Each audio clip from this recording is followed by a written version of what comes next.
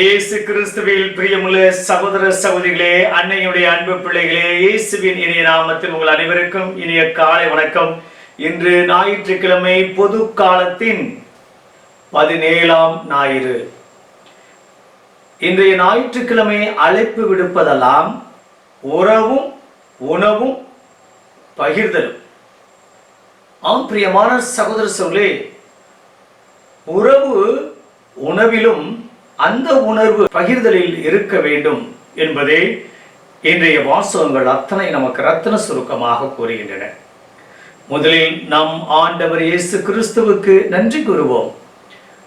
கடந்த வாரத்தில் இறைவன் செய்த எல்லா நன்மைகளை நினைத்து பார்த்து நன்றி கூறுவோம். நன்றி இயேசுவே, தோத்திரம் இயேசுவே. எத்தனையோ காரியங்கள், எத்தனையோ நிகழ்வுகள், எத்தனையோ நபர்கள் வழியாக எங்களை நீர் ஆசீர்வதித்தீர், கரம் பிடித்து வழிநடத்தினீர். ஆபத்திலிருந்து, இன்னல்களிலிருந்து, இடர்பாடுகளிலிருந்து, சிக்கலிலிருந்து, பிரச்சனையிலிருந்து, நோய் நொடியிலிருந்து, பலதரப்பட்ட கஷ்டத்திலிருந்து எங்களை நீர் கரம் பிடித்து வழிநடத்திய கிருபையை நினைத்து பார்த்து, ஆண்டவரே உமக்கு நன்றி, தோத்திரம் ஆண்டவரே. இந்த புதிய வாரத்தை நீர் பரிசாக கொடுத்திருக்கிறீர், நன்றி. மருத்துவமனைக்கு போகாத நல்ல உடல்நலத்தை இந்த வாரம் முழுவதும் எங்களுக்கு எங்கள் குடும்பத்தாருக்கும் கொடுக்கும்படியாக உடைய பாதத்தில் நாங்கள் சமர்ப்பிக்கின்றோம் என்ற உயர்ந்த எண்ணத்தோடு இந்த புதிய வாரத்தை நாம் தொடங்குவோம். வயிற்று பசியால் ஒருவன் கடைக்கு சென்று ரொட்டியை திருடிவிட்டான். திருடிய காரணத்தினால் அவனை நீதிமன்ற காவலில் வைத்தார்கள். நீதிபதி விசாரிக்கின்ற போது, இதோ நீ திருடிய குற்றத்தை ஒத்துக்கொள்கிறாயா என்று கேட்கின்றார். நீதி அரசரே, நான் ஒத்துக்கொள்கின்றேன்.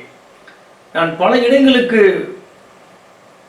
வேலை தேடி சென்றேன், வேலை கொடுப்பார் யாரும் இல்லை. உணவாவது கொடுங்கள் என்று கேட்டேன், அதையும் கொடுப்பதற்கு யாரும் இல்லை. 4-5 நாட்களாக நான் பட்டினியாக இருக்கின்றேன். என்னுடைய வறுமை, என்னுடைய பட்டினியின் காரணத்தினால்தான் நான் ஒரு கடைக்குள் நுழைந்து ரொட்டியை எடுத்து சாப்பிட்டேன் என்றெல்லாம் கூற, நீதியரசர் அத்தனையும் கேட்டவர், இதோ நான் நீதி அரசனாக நீ திருடியது நீர் ஒத்துக்கொண்டாய், ஆகையால் உமக்கு 100 ரூபாய் அபதாரம் விதிக்கின்றேன் என்று கூறி, அதற்கு பின் தான் அணிந்திருந்த அந்த கருப்பு கோட்டை எடுத்துவிட்டு, நான் இப்போது நீதிபதியாக அல்ல, ஒரு சாதாரண மனிதனாக உங்கள் முன் பேசுகிறேன் என்று அப்போது அவர் எடுத்து கூறினாராம். இதோ இவன் திருடியதுக்கு காரணம் இந்த சமூகம் தான். வேலை தேடியும் உணவு தேடியும் பலதரப்பட்ட விதத்தில் அவனுக்கு யாரும் உதவி செய்ய முன்வரவில்லை. ஆகையால் தான் அவன் பசிக்காக ஒரு ரொட்டியை திருடி இருக்கின்றான். ஆகையால் மனிதாபிமான அடிப்படையில் அவனுக்கு நான் 50 ரூபாய் அந்த அபதார தொகையை கட்டுகிறேன், நீங்களாம் என்ன சொல்கிறீர்கள் என்று அந்த நீதிமன்றத்தில் இருந்தவர்களை கேட்க, ஒவ்வொருவரும் முன்வந்து அந்த 100 ரூபாய்க்கு மேலே பணம் சேர்த்து அந்த அவதாரத்தை கட்டிவிட்டு அந்த ஏழை பசியால் துடித்த நபருக்கும் மீதி பணத்தை கொடுத்து வழி அனுப்பினார்களாம். ஆம் பிரியமான சகோதர சோலே, இந்த நாட்டில் எந்த வளம் இல்லை, எல்லா வளங்களும் உண்டு. ஒருவன் கூட பட்டினியாக இருந்து சாகக்கூடாது என்று எத்தனையோ அறிஞர்கள், எத்தனையோ நபர்கள் கூறினாலும், இன்று கோடிக்கணக்கான மக்கள் ஒரு காவயிற்றோடும் அரை வயிற்றோடும் எத்தனையோ நபர்கள் உறங்கச் செல்லக்கூடிய அவல நிலை இந்த நாட்டில் நடந்தேறிக் கொண்டுதான் இருக்கின்றது, அரங்கேறிக் கொண்டுதான் இருக்கின்றது. அதற்கு காரணம் என்ன? பகிர்தல் இல்லை. உணவு பகிர்தல் இல்லாத ஒரு சூழ்நிலை தான் அத்தனைக்கு காரணமாக நாம் பார்க்கின்றோம். இந்த நாளிலே பிலிப்பிடம் ஆண்டவர் கேட்கின்றார், எத்தனை அப்பங்கள் இருக்கின்றன, எத்தனை மீன்கள் இருக்கின்றது என்று. சீடர்களை பொறுத்தளவில் இது முடியாத காரியம். ஆனால் நம் தேவன் இயேசு ஆண்டவரை பொறுத்தளவில் இது முடியும் காரியம். என்னால் முடியும் என்ற ஒரு அந்த அற்புதத்தையும் அதிசயத்தையும் செய்யக்கூடிய தேவன் 5 அப்பங்களை 2 மீன்களையும் கொண்டு 5000 பேருக்கு மேல் அவர் பகிர்ந்து கொடுத்தார். எஞ்சிய அப்பங்களையும் மீன்களையும் கூடைகளில் நிரப்பினார்கள் என்றால் அது மிகையாகாது. பிரியமான சகோதர சகோதரிகளே, ஆண்டவர் பரிவு கொள்கிறார். மக்கள் சோர்ந்து காணப்பட்டார்கள், மயங்கி விழுந்து விடுவார்கள். அவர்களுக்கு உணவு முக்கியம், ஆன்மீகத்தை விட உணவு முக்கியம்.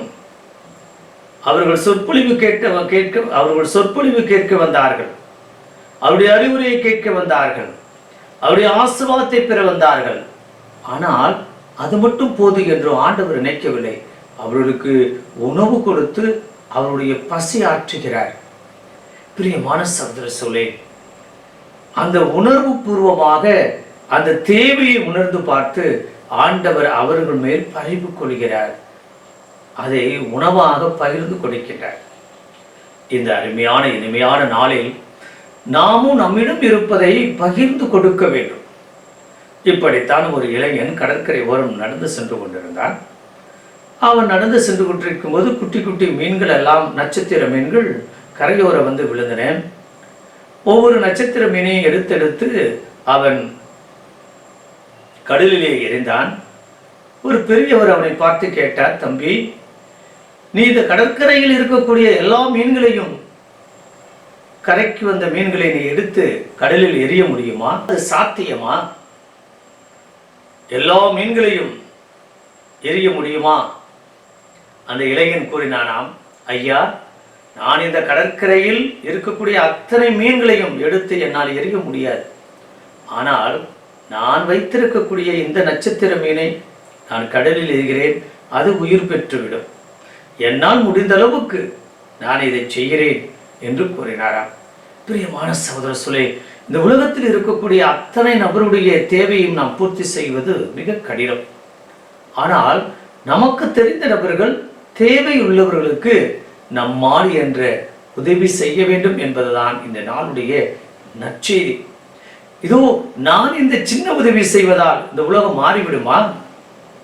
அல்லது பசியோ பட்டினியோ பஞ்சமோ இதெல்லாம் மாறிவிடுமா என்பதெல்லாம் நாம் கேள்வி கேட்டுக்கொண்டே இருக்கலாம், தத்துவம் பேசிக்கொண்டே இருக்கலாம், விவாத மேடையில் கூட நாம் விவாதிக்கலாம். சின்ன சிறியோருக்கு செய்ததெல்லாம் எனக்கே செய்தேன். ஒரு நற்செய்தியாளர், ஒரு இறைவாக்கினர் என்பதற்காக இதோ ஒரு கிண்ணம் தண்ணீர் கொடுத்தாலும் அதனுடைய பேருவளங்களை பெற்றுவிட்டாய் என்று கூறுகிறார். அந்த அளவிற்கு நாம் எடுக்கக்கூடிய சின்ன சின்ன காரியங்களில, சின்ன சின்ன உதவிகளில் ஆண்டவர் உடனிருக்கின்றார், பேசுகிறார், அதை ஆசீர்வதிக்கின்றார், அவர் அதை பார்த்து கொண்டிருக்கின்றார். ஆம் பிரியமான சகோதர சகோதரிகளே, ஆகையால் நம்முடைய உதவி பெரிதாக இருக்க வேண்டும். நம்முடைய பங்கு மக்கள்லாம் நம்மை பாராட்ட வேண்டும், அல்லது நம்முடைய சொந்த பந்தங்கள்லாம் பாராட்ட வேண்டும் என்பதற்காக உதவி செய்யக்கூடிய நபர்களாக இருக்கக்கூடாது. அந்த கடற்கரையில் கரையோரம் இருந்த மீன்களை ஒவ்வொரு மீனாக எடுத்து எறிந்தானே இந்த இளைஞன், அவனைப் போல இதோ நான் இதற்கு உயிர் கொடுக்கின்றேன், என்னால் முடிந்த அளவுக்கு இந்த உதவியை செய்கின்றேன், இந்த காரியத்தை நான் முனைப்போடு செய்கின்றேன் என்ற அந்த மனநிலை கொண்டவர்களாக இருக்க வேண்டும் என்பதுதான். முடியாத காரியம் கூட ஒரு முடிவுக்கு வரும். பகிர்தல் என்பது உணவில் மட்டுமல்ல, நல்ல உறவிலும் இருக்க வேண்டும். நல்ல சொந்த பந்தங்களுக்கு மத்தியிலும் அந்த பகிர்தல் இருக்க வேண்டும். தனக்கு என்று இல்லாமல், தான் என்று இல்லாமல் மற்றவரோடு நாமும் பகிர்ந்து கொடுக்க வேண்டும்.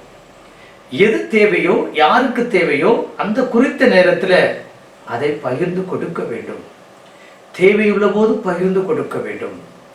ஒருவர் வயிற்று பசியால் இருக்கின்ற போது உணவு கொடுத்தால் மட்டுமே அது அவருடைய பசியை ஆற்றும். நாளை மறுதினம் நான் இப்போது கொடுக்கக்கூடிய சாப்பாட்டிற்கு பதிலாக நான் பெரிய கடையில், புகழ்பெற்ற கடையில் பிரியாணி வாங்கி தருகிறேன் என்று சொன்னால் இது நியாயமாகுமா? பிரியமான சகோதர சகோதரிகளே, குடும்ப சூழ்நிலையிலும் அந்த பகிர்தல் இருக்க வேண்டும். கணவனுக்கு என்ன தேவை, மனைவிக்கு என்ன தேவை, பிள்ளைகளுக்கு என்ன தேவை, பெற்றோர்களுக்கு என்ன தேவை, அல்லது பேர குழந்தைகளுக்கு என்ன தேவை, இந்த காலகட்டத்தில் அவர்களுக்கு என்ன தேவை என்பதை உணர்ந்து பார்த்து அந்த தேவையை முழுமையாக பூர்த்தி செய்யக்கூடிய நபர்களாக நாம் இருக்க வேண்டும். அல்லது அதை நம்மிடம் இருப்பதை பகிர்ந்து கொடுக்க வேண்டும். அறிவாக இருக்கலாம், உணவாக இருக்கலாம், பணமாக இருக்கலாம், செல்வமாக இருக்கலாம், அறிவுரையாக இருக்கலாம், அல்லது அவர்களோடு உடன் இருக்கக்கூடிய அவர்களோடு பயணிக்கக்கூடிய நபர்களாகவும் இருக்கலாம். பிரியமான சகோதர சொல்லி, பகிர்தலில் பலவிதம் உண்டு.